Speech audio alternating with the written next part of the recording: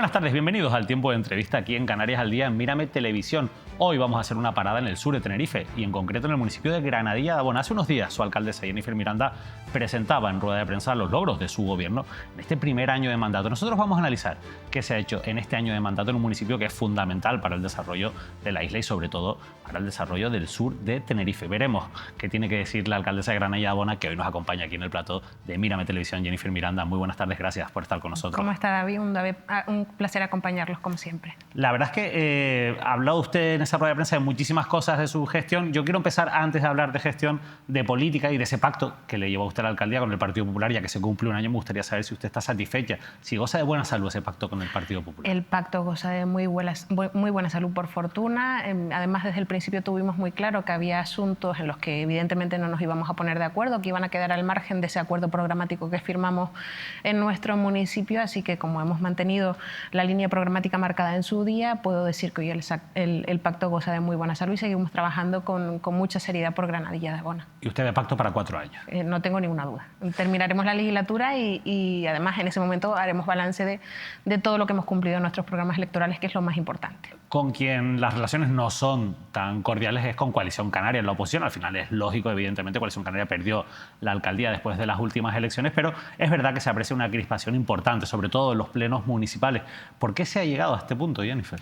Yo siempre hago la misma reflexión en los plenos y quien lo siga, porque sabes que además tomamos la decisión de retransmitir los plenos en esta legislatura, puede darse cuenta de esta cuestión. Y es que yo, por una parte, creo que es fundamental hacer un ejercicio de asimilación. Yo gané las últimas elecciones, las del 2019 también, y no pude gobernar, y asumí que mi papel en ese momento era estar en la oposición, controlar y fiscalizar el gobierno y hacer política desde ese asiento, y es algo que creo que no ha terminado de asimilar Coalición Canaria después de esos 7 años de mandato de gobierno sin ganar elecciones. Y por otro lado, creo que es muy importante, y así esa reflexión con los concejales en el último pleno, elevar el discurso, cambiar el chip. Yo creo que hay asuntos demasiado importantes como para perder el tiempo en cuestiones menores que no tienen relevancia y que nos llevan a discrepar o a discutir. Yo creo que hay cosas suficientemente importantes que le esperan a Granadilla en un futuro muy prometedor para que nos centremos en debatir sobre esas cosas importantes, y eso es algo que me gustaría que entendieran todos los concejales con independencia del partido en el que militen. Ejercicio de asimilación por un lado, el mismo ejercicio que hice yo en su día a pesar de haber ganado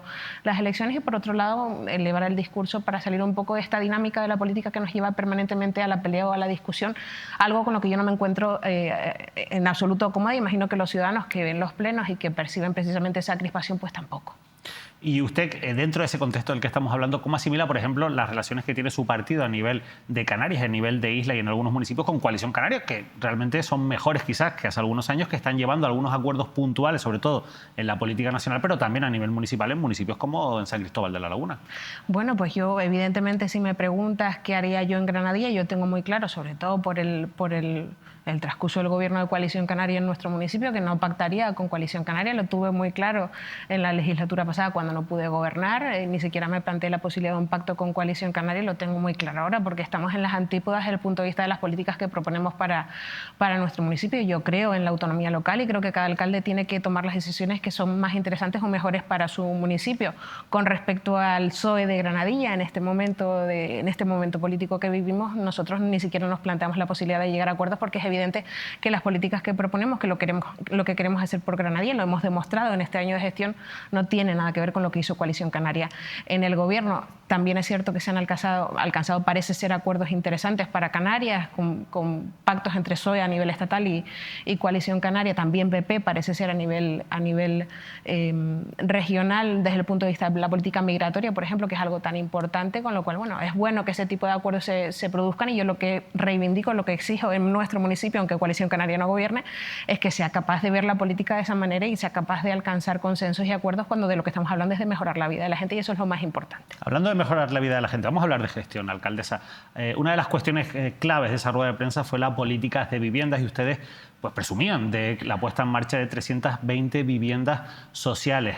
¿Son suficientes 320 viviendas sociales para asumir la demanda que hay en un municipio como Granadilla? Sin duda alguna no son suficientes. No obstante, si tenemos en cuenta que en los últimos 10 años en Granadilla de Bona no ha existido política municipal de vivienda, pasar de 0 viviendas a prácticamente 340, no 320, pues evidentemente el cambio en la gestión se va a percibir. Eso significa que vamos a resolver desde Granadilla el problema que tiene la comarca sur en materia de vivienda. Obviamente no lo podemos resolver con la política municipal exclusivamente. Hay otros debates que superan el ámbito municipal y que tenemos que abordar en los próximos meses. Vengo justamente de una comisión territorial de la FECAN en la que discutíamos sobre la ley el anteproyecto de ley de vivienda vacacional. ¿Usted cómo lo ve? Bueno, pues veo que tiene muchísimas carencias que tenemos que abordar antes de que se apruebe el texto de manera definitiva. No existe un plan de inspección que es realmente lo que nos va a llevar a regular esta materia. En Granadilla, por ejemplo, por no ir más lejos, tenemos unas 1.200 viviendas vacacionales que se ofertan en plataformas online y, sin embargo, con autorización existen solamente unas 300. Es decir, evidentemente hay... o sea, solo una cuarta parte aproximadamente. Exactamente, que cuentan con permisos o autorizaciones. Que necesitamos que exista un plan de inspección serio, dotado de los recursos humanos suficientes y de los recursos económicos para que se pueda inspeccionar la vivienda que no tiene autorización y se cierre esa actividad y se devuelva esa vivienda al mercado de la vivienda en alquiler, ¿no? Siendo competencia del Gobierno de Canarias, el Ayuntamiento no puede hacer nada ante un hecho así. Nosotros estamos ya trabajando en nuestras propias ordenanzas provisionales para limitar la vivienda vacacional en los núcleos donde nos estamos viendo más afectados. Hoy te puedo decir, sin embargo, que ya no hay núcleos más o menos afectados. La realidad, y me imagino que es la realidad también de la comarca sur de Tenerife. Hace unos años había más vivienda vacacional, fundamentalmente en la zona de costa. Hoy la vivienda vacacional está presente en la costa, en el núcleo de San Isidro, que es nuestro núcleo más poblado, y también en la medianía. ¿Qué quiere decir? Que tenemos que actuar fundamentalmente para inspeccionar estas viviendas que no cuentan con autorización y obviamente cerrar este tipo de actividades. Y por otro lado, nosotros una de las cuestiones que exigimos, que nos parece fundamental, es, teniendo en cuenta que no hay normativa aprobada y esto ha generado una avalancha de peticiones de autorización de vivienda vacacional ante el miedo a la prohibición o a la limitación en el futuro, lo que pedimos para nuestro municipio, que me imagino que es la misma situación que otros municipios de Canarias colindantes con zona turística, es que establezcan una moratoria para municipios que estamos sufriendo este problema. Con lo cual, y podría hablarte de muchos otros aspectos en los que falla esa regulación. Entendemos que es urgente, por un lado, establecer una moratoria para municipios como Granadilla y, por otro lado, si esa ley, si ese proyecto no cuenta con un plan de inspección, la normativa no va a servir para nada.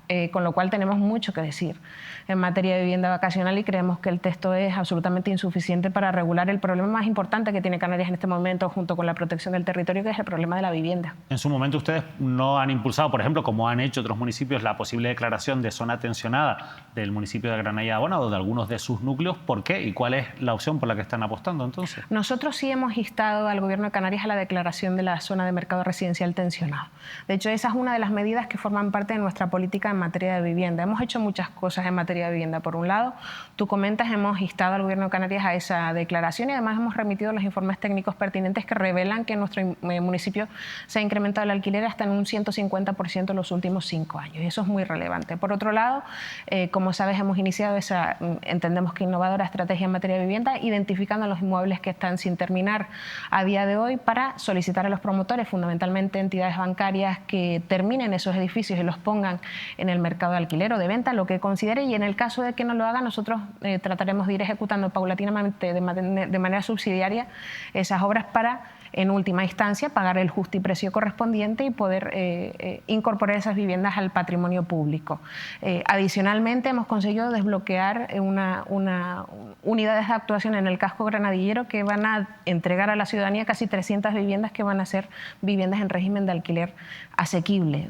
Seguimos esperando a que el Gobierno de Canarias responda a nuestra petición sobre la declaración de la zona de mercado residencial tensionado. Parece ser que ahora quieren, y hoy nos lo han trasladado en la FECAN, desarrollar un reglamento que articule cómo tenemos los municipios que instar esa declaración, pero mientras tanto, ¿qué ocurre en nuestros municipios? Pues que la gente se tiene que marchar, porque la gente no encuentra dónde vivir. Pues se sigue produciendo el fenómeno de la ocupación, fundamentalmente porque no existe vivienda asequible en nuestro municipio.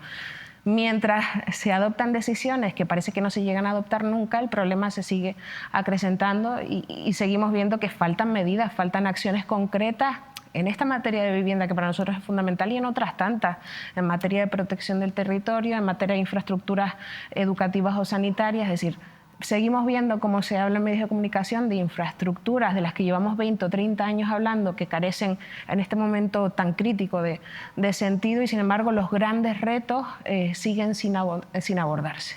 Para nosotros el decreto de medidas urgentes para la vivienda del Gobierno de Canarias no solamente es insuficiente, sino que además genera especulación inmobiliaria y acrecenta el problema de la vivienda para nosotros. ¿Por qué genera esa especulación, alcaldesa? Bueno, porque al final de lo que está hablando es de que, por ejemplo, nos carguemos a nivel municipal, y perdona que utilice este término tan coloquial, los equipamientos o las dotaciones que tenemos incorporadas en nuestro plan general. Es decir, vas a generar barrios que solamente tienen viviendas sin servicios esenciales que requieren y que están contemplados en nuestros planes generales. Habla, por ejemplo, también de la reconversión del suelo rústico a suelo residencial, lo cual puede generar una especulación muy importante.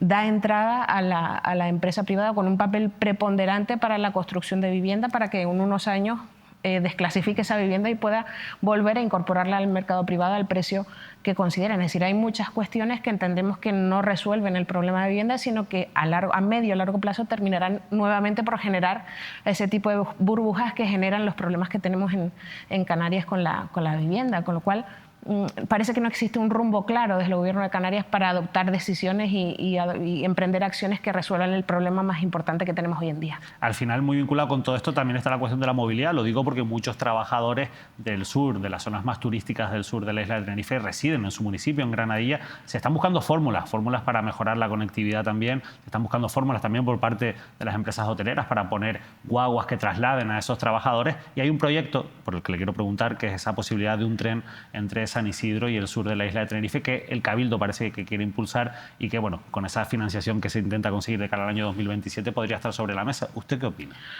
Bueno, yo opino que, como ocurre con otras tantas infraestructuras, antes te lo mencionaba, ¿no? Como ocurría con el puerto de Granadilla, como ocurre con el tren del sur o con otras infraestructuras, el circuito del motor, ¿no? Son infraestructuras, grandes infraestructuras que cuestan al vecino y a la vecina que paga sus impuestos una auténtica impresionante cantidad de dinero. Llevamos escuchando hablar de esto 20, 30 años tal vez y nunca se termina de materializar. Yo siempre comento que si alguien quiere hablar con Granadilla en estos momentos de grandes infraestructuras, que hablemos de las infraestructuras que de verdad afectan o pueden mejorar la vida de las personas. Hablemos de un hospital que lleva sin terminar 30 años precisamente por la especulación en el ámbito sanitario con los recursos públicos, ¿no? Hablemos de por qué existe un estudio de impacto ambiental de un tercer carril que tendría que ejecutarse y nadie parece que tenga intención de ponerlo en marcha como está preparado. Hablemos de los colegios que tienen niveles de sobresaturación de alumnos hasta 33 y 34 alumnos por aula en todo el sur de Tenerife.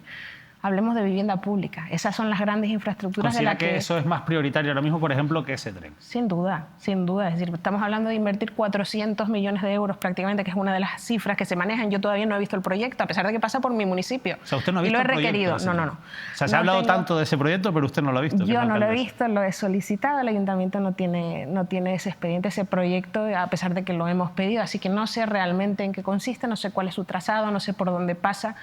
Y hablamos de 400 millones para una obra que el otro día leía uno de los titulares en el que la presidenta del Cabildo mencionaba que de aquí al año 2027, antes de que termine la legislatura, las obras del Tren del Sur iban a comenzar. El proyecto del tercer carril de la TFM no está redactado hace 10 años y las obras no han empezado como tal, con lo cual a mí me cuesta mucho trabajo volver a creer en el mismo discurso que llevo escuchando desde que soy una niña. Así que yo soy muy escéptica con respecto a este tipo de proyectos que entiendo que en realidad no terminan de resolver los problemas que de verdad afectan a la gente. Hay muchas maneras de resolver los problemas de movilidad. Yo tengo en mis manos una competencia que tengo que desarrollar y que estamos tratando de implantar, que es que hemos asumido competencias en materia de transporte urbano y tengo la obligación como alcaldesa del municipio en dar solución para la conexión de esos barrios a los que no llega TITSA, que no están debidamente conectados. Y eso puede ser parte de la solución al problema de movilidad de mi municipio. De la misma manera que lo hago yo, buscando alternativas. Por ejemplo, el taxi compartido o colectivo, que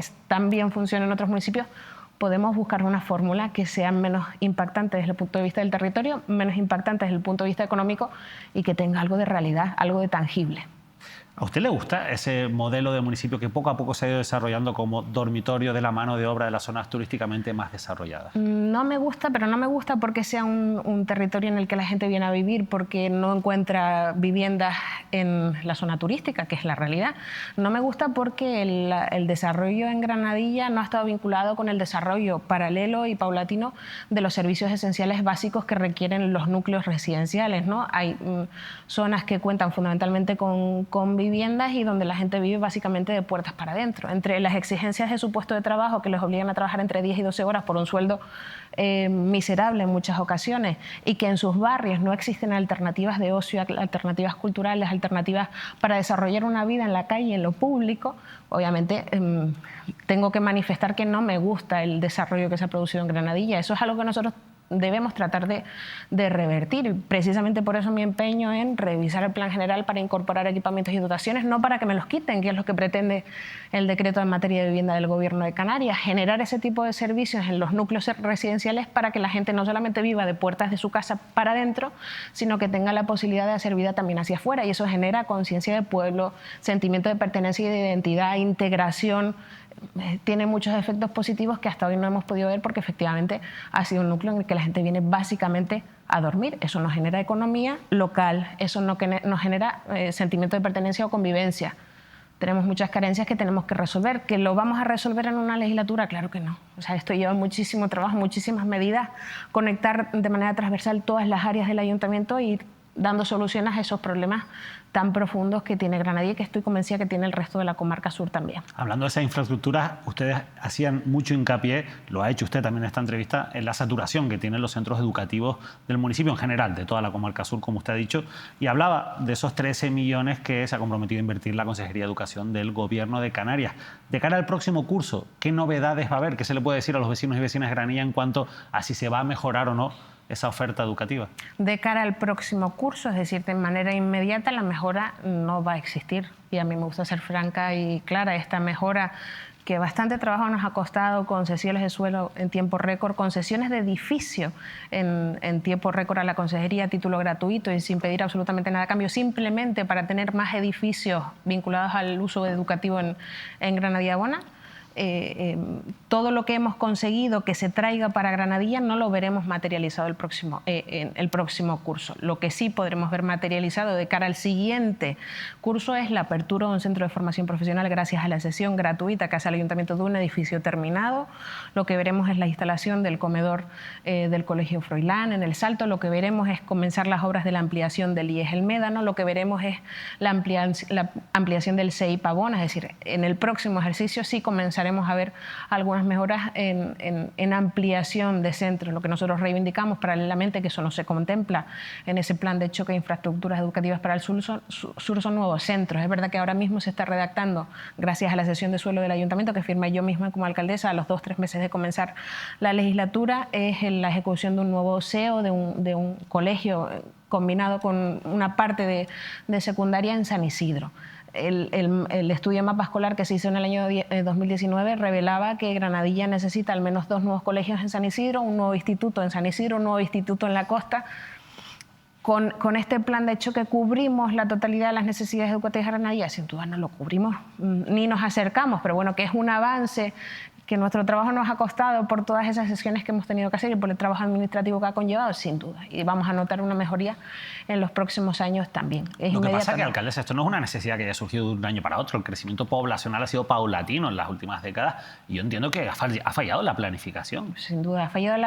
De hecho, si hay algo que ha fallado y que es algo transversal a todos estos temas que estamos tratando, sanitario, educativo, vivienda, movilidad, es justamente la falta de planificación. Lo que ha fallado precisamente es la planificación. Yo te estoy hablando de un estudio de actualización de mapa escolar del año 2019, es decir, 5 años más tarde, pero es que seguramente hoy, si haces un análisis del mapa escolar de Granadilla, te darás cuenta de que lo que planificaste en el 19, que no ejecutaste, ya no es lo mismo. Granadilla crece a razón de 1.500 habitantes más o menos por año. municipio que más crece de Canarias, uno de los municipios que más crece de España. Nosotros ahora mismo tenemos posiblemente, quitando Arona, la zona infanto-juvenil, el grupo de gente infanto-juvenil más grande de toda la isla de Tenerife, quitando zonas metropolitanas. Evidentemente ha faltado planificación y evidentemente ha faltado compromiso para ejecutar obras que son absolutamente necesarias, y esto no es culpa evidentemente solo de quien lleva gobernando un año. Esto tiene mucho que ver con todos los colores políticos y con todas las personas que han estado asumiendo las responsabilidades en estas áreas, porque al final la falta de planificación es algo que podemos observar en todas las áreas sensibles, relevantes, que se le ha dado más importancia a otras cuestiones. Eso le iba a decir, porque al final yo creo que es una cuestión de prioridades. Yo entiendo que quien ha gobernado antes que usted, hablando desde el ámbito municipal, tanto Coalición Canaria, pero antes incluso su propio partido, el Partido Socialista, han tenido otras prioridades en su política municipal.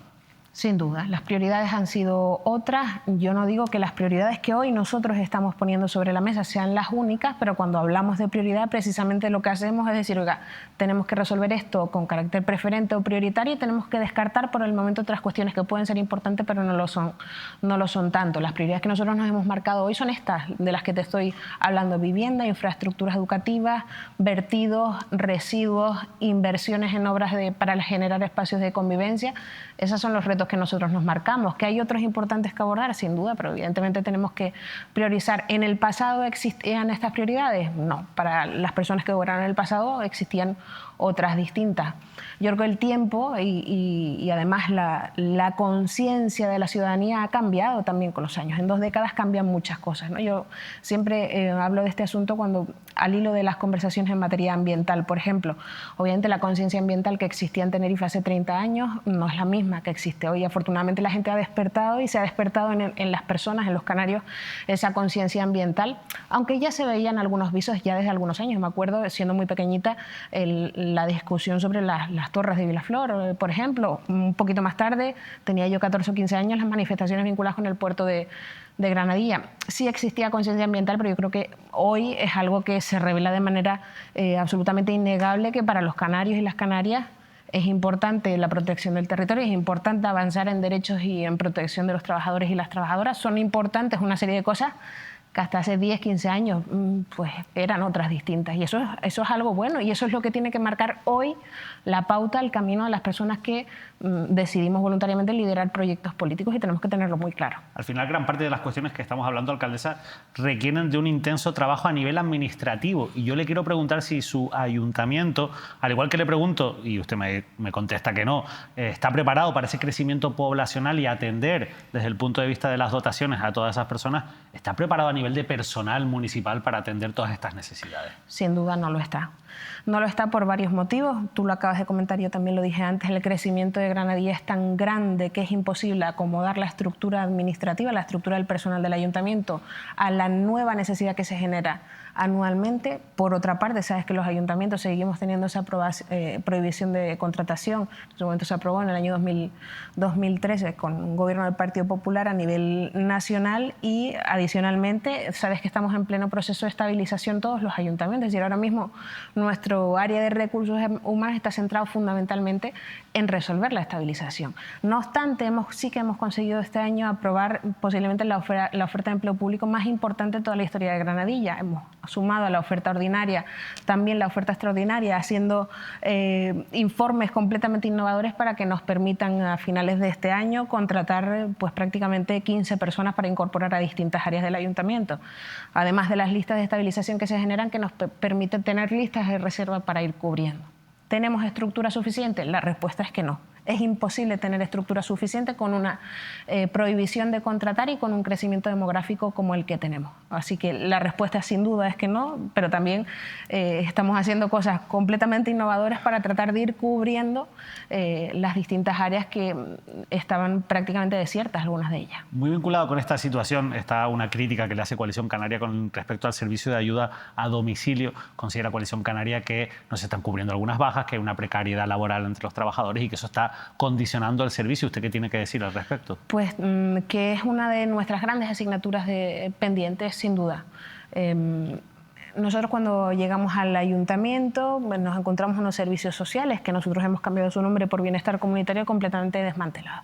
Para que te hagas una idea y por darte un ejemplo, y ahora paso a analizar el servicio de ayuda a domicilio, el tiempo de espera para la atención de las ayudas de emergencia social en Granadilla era de 93 días por usuario. Hemos conseguido en cuestión de un año rebajar los 93 días a una semana. Para que te hagas una idea del cambio en la gestión, en lo que nosotros hemos podido abordar, que no tiene que ver con el personal directamente, es decir, con la cobertura de las plazas que están vacantes o con las bajas. Sin embargo, no hemos sido capaces de resolver el problema tan grave que tenemos con el servicio de ayuda a domicilio por dos motivos. Primero, el nivel de usuarios es cada vez más alto por un motivo muy sencillo, es que si el Gobierno de Canarias tarda 3 años en tramitar la dependencia, mientras el Gobierno de Canarias 3 o 5 o 7, que también ocurre, da cobertura con la dependencia a ese usuario, nosotros prestamos el servicio de manera directa. Pues imagínate lo que puede ser para un municipio que tiene 70.000 residentes actualmente. Es imposible cubrir con 30 trabajadores, que son los que tenemos en el servicio, menos de 30, una demanda tan alta como la que tenemos. En segundo lugar, y muy importante, a nosotros nos sorprende que llegamos al Gobierno en junio del año pasado y no había lista de reserva de trabajadores de ayuda a domicilio. ¿Qué ocurre?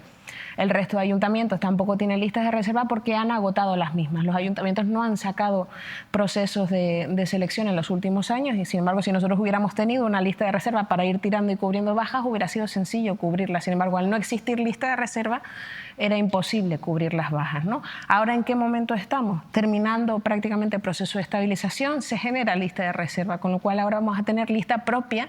Desde hace muchísimos años Granadilla no tiene lista propia del servicio de ayuda a domicilio, así que ahora sí que podremos cubrir las bajas de los trabajadores por varios motivos. Primero, porque es un servicio esencial al que damos cobertura porque otras administraciones no resuelven correctamente los expedientes y porque los trabajadores y trabajadoras del servicio, ¿por qué cogen bajas? Porque están saturados, porque atienden entre 8 y 10 usuarios al día. Es normal que cojan bajas porque su cuerpo no resiste esa carga de trabajo.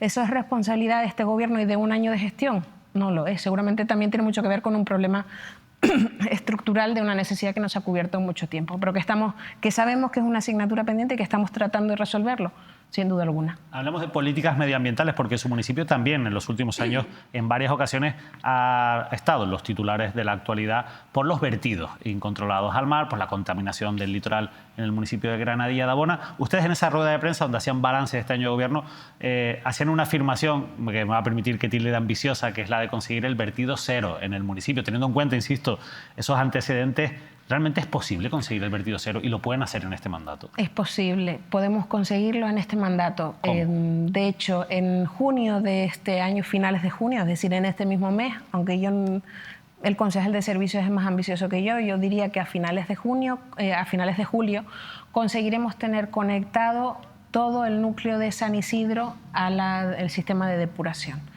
Ahora, bueno, Aquaes, que es quien está haciendo las obras, y el Consejo Insular de Aguas, que es quien está haciendo las obras del sistema de depuración en la costa, ha detectado en esta última fase de la ejecución del sistema de depuración que existe un problema en el emisario del muelle del Médano que tenemos que resolver porque tiene que ver con las competencias municipales en materia de saneamiento. Esto va a alargar un poco los tiempos. Es decir, seguramente, y de hecho nos acaban de remitir un escrito para que podamos justificar la emergencia o la urgencia para poder hacer esta obra lo antes posible, pero antes de que termine el año, si todo va bien, podremos tener conectado al sistema de depuración toda la costa y el núcleo de San Isidro, es decir, el 70% de la población de Granadilla estará conectada a saneamiento y tendrá acceso al sistema de depuración. Vertido cero es ambicioso, claro que es ambicioso, y seguramente en esta legislatura no lo conseguiremos porque vertido no solamente es aquel que llega al mar y que contamina el agua, sino también es el que llega al subsuelo, ¿no? Tenemos una asignatura pendiente con nuestra medianía.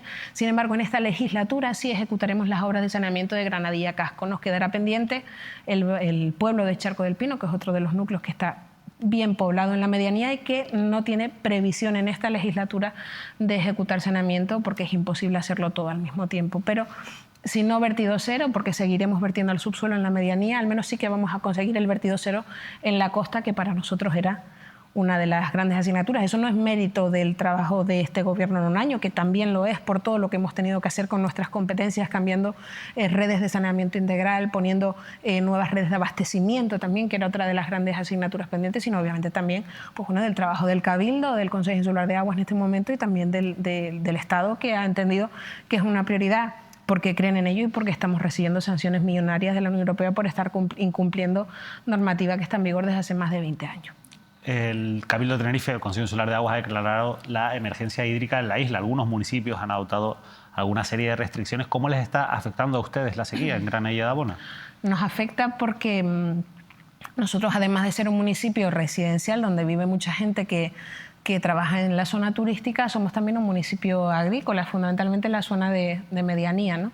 Entonces, obviamente, estamos notando que nuestras reservas de agua, que nuestras galerías están cada vez más vacías, ¿no? Entonces, eso nos va a obligar, casi con toda seguridad en verano, en función de los niveles que percibamos de agua y de depósitos, a adoptar algunas medidas que están vinculadas, bueno, con el cierre de puntos de agua en la costa para evitar que se malgaste, con cuestiones vinculadas con el llenado vaciado de piscinas, etcétera, que son las medidas que nosotros podemos adoptar a nivel municipal. Estamos en ese proceso de estudio para ver cómo están los niveles de nuestros depósitos. Es verdad que la costa, en teoría, no tendría problemas de abastecimiento porque nuestra costa se abastece fundamentalmente de agua desalada, es decir, no proviene el agua de galerías o de la medianía. ¿Pero las medianías en este caso? En este caso las medianías es verdad que están bien nutridas de momento porque no estamos teniendo problemas ni de cortes ni de abastecimiento, de agua de abastecimiento, pero seguimos teniendo el problema del agua de riego, ¿no? de los cultivos de la medianía.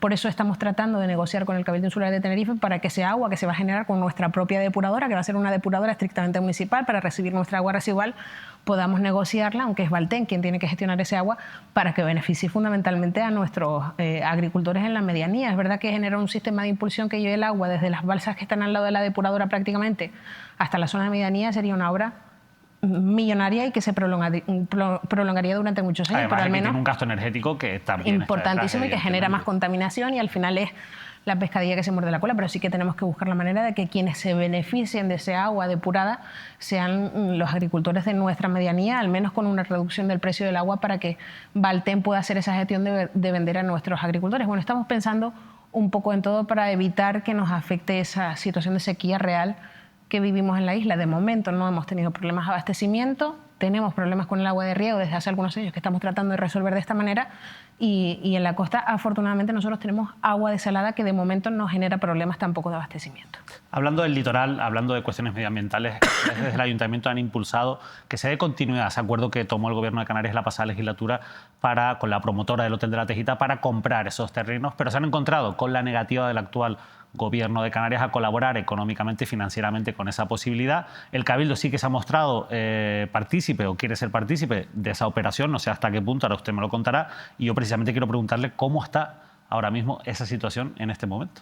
Bueno, con respecto al Gobierno de Canarias, empezando por el principio, no solo es que exista una negativa a la adquisición de la parcela, sino que además niegan la mayor y niegan a negar incluso la existencia de un expediente de compra, algo que ha quedado absolutamente desacreditado con la entrega de la documental pertinente que revela que no solo es que existió acuerdo de compra y expediente administrativo, sino que incluso se hizo una modificación presupuestaria justo antes del término de la legislatura para precisamente proceder a la compra de los terrenos. Es decir, la propia empresa creo que lo reconoce incluso. Sí, sí, ¿no? Además la empresa es quien aporta la tasación que se le requiere desde la Dirección General de Patrimonio, que ni siquiera era gestionada por el PSOE en ese momento, era gestionada por Nueva Canarias, por el señor Isturiz, con lo cual eso, negando la mayor, se han equivocado porque efectivamente existía un expediente de compra, efectivamente existía intención todavía mantenida hoy por parte de la empresa que construye el hotel y que es propietaria del suelo para vender la parcela. Es decir, esa propuesta de vender el hotel a la administración sigue encima de la mesa por parte de la promotora.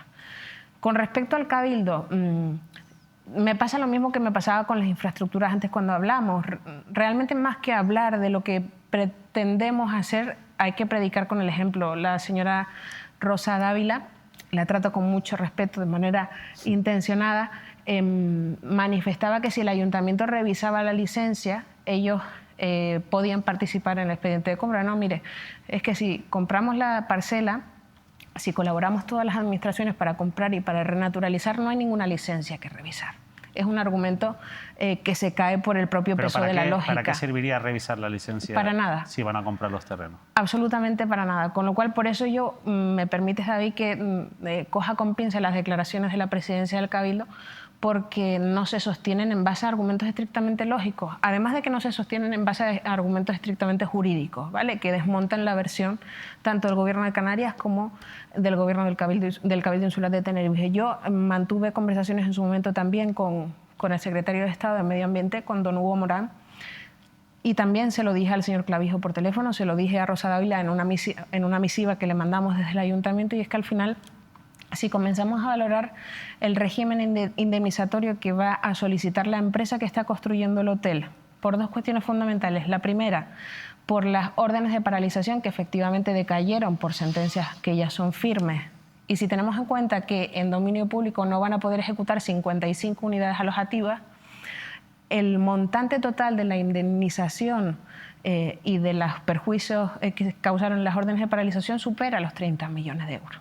¿Qué quiero decir con esto? Que en todo caso las administraciones que tienen capacidad económica para culminar ese expediente de compra, les interesa, les va a salir más barato comprar la parcela, porque además la promotora, una de las cosas que sí nos dijo, se lo dijo también al Gobierno de Canarias, se lo dijo al Cabildo, es que si ellos estaban dispuestos a comprar la parcela, desistían formalmente del inicio de acciones vinculadas con las indemnizaciones que se van a generar. Si nos salen más barato comprar la parcela que pagar las indemnizaciones. Si con ello contribuimos a la protección del territorio y damos ejemplo de eso que ahora parece ser que todo el mundo predica y en lo que todo el mundo cree, que es la protección y la política ambiental. Si de verdad estamos todos en el mismo bando, como pareció en aquellas semanas convulsas, que parecía que todos teníamos claro que esa zona de la Tejita había que gestionarla, que resolverla, pues vamos a dar ejemplo con ello. El ayuntamiento no ha dicho que no va a hacer nada, ni está diciendo, compra usted, yo me lavo las manos. El ayuntamiento está diciendo, mire, yo no tengo 30 millones 25 para comprar la parcela, mi presupuesto es de 60 millones de euros, con lo cual no puedo gastarme 25 en comprar una parcela, pero si usted la compra o si la compran las administraciones de manera compartida, como también se ha planteado, nosotros nos encargamos de renaturalizar la zona, que será una inversión potente de 3-4 millones de euros. Lo sabemos, que podemos fasearlo, ir ejecutándolo poco a poco para que los granadilleros no sientan ese perjuicio económico y para seguir haciendo otras tantas cosas importantes que tenemos que hacer. Nosotros estamos poniendo una solución sobre la mesa, solución con la que está de acuerdo el Gobierno de Canarias saliente, es decir, el del Partido Socialista, que fue quien gestionó el expediente de compra, está de acuerdo la empresa que está construyendo el hotel y que decide pues, seguir promoviendo esta venta de la parcela. No vemos cuál es el problema. Bueno, sí vemos cuál es el problema. En realidad, Coalición Canaria no cree en la protección del territorio. A Coalición Canaria no le importa la política ambiental, pero es que no le importa ahora ni la ha importado nunca. Con lo cual, aquellas tensiones generadas en torno a la manifestación del 20 de abril les obligaron a hacer aquellos pronunciamientos públicos para acallar las voces que se comenzaban a sonar, pero pasados los meses hemos descubierto que de aquello, o sea, todo lo contrario. Acabamos de vivir un cambio por ejemplo, comentábamos fuera de micros el decreto de la ley de cambio climático, la modificación de la ley por decreto. Es evidente que no predican, o sea, predican una cosa y actúan de una manera distinta. Pero llegados a este punto, con esa puerta cerrada, el presidente del Gobierno de Canarias, por ejemplo, le ha dicho que vaya al Estado a buscar la financiación necesaria para comprar los terrenos. Pero quiero decir, llegados a este punto, ¿ustedes qué van a hacer? ¿Van a desistir de esa idea de la compra de los terrenos? Nosotros hemos insistido mucho en esa. Claro que vamos a seguir insistiendo en la compra de los terrenos.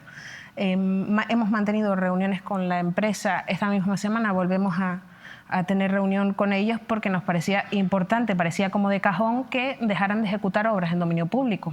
Eso era como la principal cuestión que queríamos que se resolviera, aún sin tener competencias en ello, porque el dominio público tiene que ser gestionado por el Estado, ¿no? Pero teniendo como base la negociación y la necesidad de garantizar un bien mayor, nos hemos puesto manos a la obra para tratar de hacerles ver que no pueden ejecutar las obras en dominio público. Obras que ya no se están ejecutando, por fortuna. Adicionalmente, hay una zona de la parcela donde sí cabe la ejecución de obra que la empresa ha renunciado a ejecutar, alejando un poco más la construcción de la zona de de la primera línea de mar. Ese tipo de cosas las estamos haciendo desde el ayuntamiento, las estamos haciendo callados, sin que nadie... y llevamos meses haciéndola, ¿no? Y paralelamente nosotros seguimos negociando con el Ministerio, con la Secretaría de Estado, para ver cómo podemos resolver la cuestión indemnizatoria y para tratar de hacer ver a todas las administraciones que nos interesa a todos la compra de la parcela. Nosotros, aunque no salgamos todos los días en los periódicos, como si hacen otros líderes supramunicipales, seguimos gestionando desde el punto de vista de nuestras competencias lo que podemos hacer y lo que no. Lo que no sabemos qué más han hecho, sí, sabemos que han negado una reunión a la empresa constructora, es por ejemplo el Cabildo. O sea, la empresa ha querido reunirse con el Cabildo y el Cabildo les ha dicho que no. Exactamente. Entonces, quienes queremos buscar una solución somos nosotros, quien es evidente que no quiere encontrar una solución son las administraciones supramunicipales. ¿Puede la empresa seguir ejecutando el proyecto a pesar de que se ha visto afectado por esa modificación del deslinde? Usted mismo lo decía, que han perdido en torno a 55 unidades alojativas. Sí. ¿Puede hacerlo en base a un proyecto aprobado que se ha afectado? Esa es otra de las cuestiones que nosotros hemos discutido muchísimo con nuestros aparatos técnicos y que también hemos trasladado en base un escrito que se remitió tanto a Costas como a Política Territorial del Gobierno de Canarias. ¿Por qué? Porque las licencias administrativas, las licencias de obra son actos reglados que se otorgan o que se autorizan en base a una serie de trámites previos, que son autorizaciones sectoriales previas y preceptivas para la concesión de una licencia. Entonces, lo que nosotros le hemos dicho al Gobierno de Canarias y también al Cabildo, porque a través de política turística también emiten autorización sectorial, es, oiga, el deslinde ha cambiado hoy. Las autorizaciones sectoriales que son previas, preceptivas para dar la licencia, tienen que cambiar también en base a la modificación del deslinde y en base al cambio de la línea de servidumbre. Le hemos dicho, le hemos preguntado al Gobierno de Canarias de manera formal, a través de los servicios técnicos del ayuntamiento, ¿puede usted decirme si yo como ayuntamiento tengo que proceder a la modificación de la licencia? Entonces, claro, lo que nos dicen los técnicos de las distintas administraciones es, para usted revisar la licencia o modificar la licencia, tiene que cambiar sus sectoriales. Es decir, los permisos del Gobierno de Canarias y los permisos del Cabildo. Hasta que no cambien las sectoriales que son previas a la licencia, usted no puede revisar ni tocar la licencia. Pero tiene que solicitar usted ese cambio de los informes sectoriales. Nosotros ya lo hemos hecho, lo hemos pedido al Gobierno de Canarias y al Cabildo Insular de Tenerife para que nos diga si efectivamente sus sectoriales han cambiado. A nosotros nadie nos ha notificado, pero sí que le hemos insistido en que posiblemente el cambio de deslinde lleve a la modificación de las sectoriales. Y todavía hoy, esto fue hace meses, hace 7, 8 meses mínimo, finales del año pasado, si no recuerdo mal. Todavía hoy el Gobierno de Canarias no se ha pronunciado con respecto a esa petición formulada por el Ayuntamiento de hace ya muchos meses. Hablaba usted antes de la autonomía local, defendía lógicamente la autonomía local, como no puede ser de otra manera. Yo no le voy a preguntar por lo que hacen otros ayuntamientos, aunque incluso sean de su partido, pero sí le voy a preguntar por una percepción que hay desde fuera y es ese doble discurso. Mientras que en Granadilla Abona usted está en la línea quizás más cercana a lo que se reivindicaba en esa manifestación del 20 de abril, con actuaciones concretas, como por ejemplo los pasos que están dando para evitar que se construya el Hotel de la Tejita. En un municipio como Adeje se está haciendo todo lo contrario, se está defendiendo un proyecto como el de Cuna del Alma y se están dando todos los pasos administrativos para intentar que ese proyecto salga adelante. Y estos son dos políticas y dos mensajes completamente opuestos. ¿Es bueno para el Partido Socialista en Tenerife tener esos dos discursos que de cara a la sociedad son discursos enfrentados? Yo tengo muy claro lo que es bueno, que es lo que me preguntas, para Granadilla, y actúa en consecuencia. Yo creo que es bueno para Granadilla actuar en consecuencia de este cambio de conciencia del que hablábamos antes, y es necesario apostar por políticas distintas. Mencionabas la autonomía local y es importante, es relevante, ¿no? Entiendo que cada alcalde o alcaldesa en sus municipios sabe, o pretendo yo que saben lo que pide o lo que reivindica, lo que necesita su ciudadanía. No soy yo nadie para hablar de lo que pide la ciudadanía de Adeje o de Guía de Isora o de San Miguel, porque no conozco el sentir de esas poblaciones. Si lo que me preguntas es si ideológicamente yo me siento más cómoda con un discurso que además creo que en general está bastante asimilado, que es un discurso que adquiere y que compra la gente de izquierda. Yo me siento más cómoda defendiendo ese discurso. Pero no solo me siento más cómoda porque haya habido una manifestación el 20 de abril. Es un discurso que yo, y tú me sigues, creo, desde hace tiempo, estando incluso en la oposición, es algo que vengo reivindicando durante mucho tiempo. Y es un cambio que yo también pido para las bases de mi propio partido. Y es algo que uno reivindica también en la parte orgánica. Yo formo parte de la ejecutiva de Ángel Víctor y he hecho las mismas manifestaciones que hago en público, incluso a veces siendo algo más dura en el seno privado de la ejecutiva regional, lo hago en el seno de mi propio partido, y creo que en general existe una sensibilidad importante con respecto a esta cuestión y existe una sensibilidad dentro del propio Partido Socialista. que me gustaría que todos estuviéramos a una con el mismo discurso, claro que me gustaría, porque además es algo que debemos defender no solo por comodidad, porque yo me sienta más cómoda con ese discurso, sino por principio. Creo que es algo que tenemos la obligación de defender la gente que nos llamamos progresistas. Y es todo lo que te puedo decir al respecto. Ojalá que esa sensibilidad siga creciendo también en el seno de mi partido. Dos cuestiones breves ya para finalizar, alcaldesa, porque cuando se habla, ya que estamos hablando de cuestiones de partido, cuando se habla de la posible próximo congreso que tiene que celebrar el Partido Socialista en todos sus ámbitos, también a nivel insular, yo le voy a reconocer que en algunos mentideros suena su nombre, como una... Sí, bueno, no creo que le sorprenda, no creo que sea la primera vez que lo escucha, porque como una posibilidad, no sé si de cara a un futuro inmediato o a un futuro más a medio plazo, de poder estar en cotas mayores, sobre todo en cuanto a la gestión del propio partido. ¿Usted está en eso ahora mismo? No, en absoluto. Y además te lo puedo decir con toda rotundidad, y si dentro de un año, cuando sean los congresos, sucediera otra cosa, tendrás todo el derecho a decirme lo que te estoy repitiendo yo aquí. Sí, todo ya esto te queda digo, grabado, usted absolutamente no. No. Además estoy completamente centrada. Yo defiendo mi discurso y defiendo las políticas en las que creo. Donde tenga que defenderlas, las defenderé también en el seno del partido. Apoyaré a cualquier compañero o compañera que defienda lo mismo que estoy defendiendo yo, pero en absoluto me he llegado siquiera a plantear la posibilidad de la Secretaría General a nivel insular, ni nada parecido, o a nivel regional. No sé qué es el rumor que has escuchado en esos mentideros. A nivel ¿no? Insular, en principio. Es lo que pero yo he vamos, escuchado, ¿eh? En absoluto, y además puedo certificarte que no me lo planteo para nada. Es el momento de centrarse en Granadilla y de contribuir en lo que cada uno pueda con estos discursos progresistas para que haya una auténtica convicción dentro del Partido Socialista de que lo importante es esto de lo que estamos hablando. Y antes insistían que usted trata con mucho respeto a la presidenta del Cabildo de Tenerife. ¿Le guarda rencor por aquellas declaraciones cuando le llamó niña malcriada? No le guardo rencor, lo que pasa es que a veces tengo la sensación de que somos nosotras mismas las que nos ponemos piedras en nuestro propio camino. No solamente por una cuestión de respeto institucional, que creo que nos debemos, aunque discrepemos en lo político, en lo ideológico y además es sana la discrepancia y es bueno hablar con claridad de los asuntos en los que creemos, ¿no? Igual que lo hago yo, es lógico que lo hagan otras instituciones, otras personas.